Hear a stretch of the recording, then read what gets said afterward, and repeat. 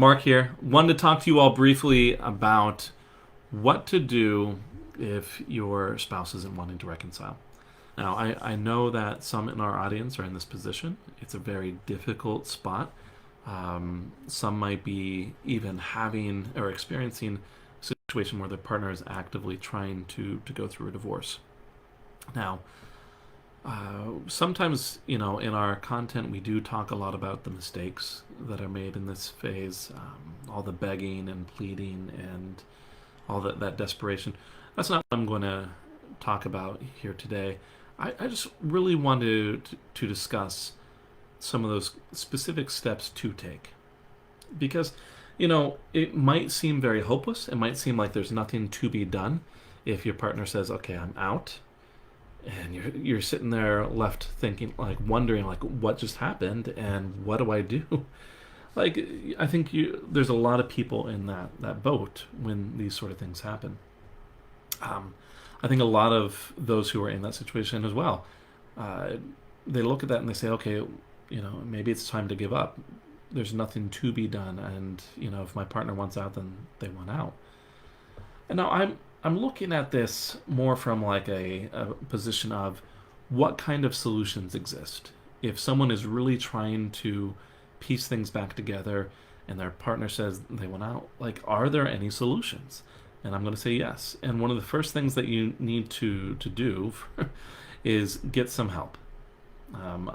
Any sort of professional help, even like just, I would, of course, recommend someone who specializes in these sort of situations, but even a trusted friend or a therapist would be good substitutes. Just someone to bounce some ideas off of. A lot of times, it's, as Heather likes to say, it's really hard to examine the situation, the label, when you're inside the bottle. It's hard to see what's going on, from your point of view, and having an outside perspective can be really helpful.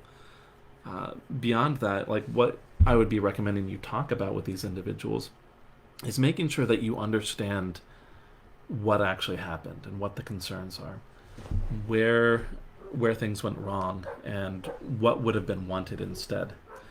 Let's take for an example like a situation where, say, a wife was feeling controlled. They say, okay, I never get to do anything for myself. I'm always focused on other people. You always get upset when I go out and do things on my own. These sort of scenarios, we have to really examine why that got built up and what happened there and what the negative beliefs that were built over years, like where they came from.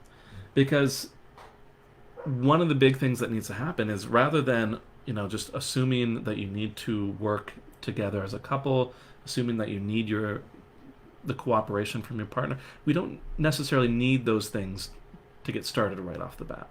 What you do need to understand is those problems, and how do we build up like a counter narrative to all those beliefs, all those problematic situations that had built up over the years. I can recall a client of mine in this very situation where they came in and they said, I'm here getting services from you guys because I have no idea what to do. My wife is leaving me. She says she's done. And when I started asking him about, okay, like what some of the concerns were, what some of the problems were, he didn't know. he hadn't really asked. He hadn't really taken the time, and here he was thinking there's nothing to be done.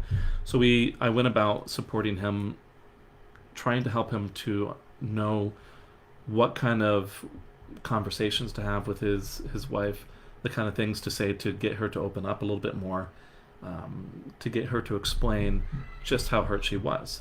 From there, it was much easier for me and this gentleman there to say, okay, like, in this situation, like, there were some problems. There were some things that you were doing that really caused her to want to back out, where she did feel a bit controlled. She felt like she couldn't do things for herself. And so we went about talking about, like, where he could start taking action on his own. And for him, that meant, like being really enthusiastic about his wife's interests. That meant really encouraging her to take time for herself. It meant a lot of taking on extra responsibilities around the home while she was still there.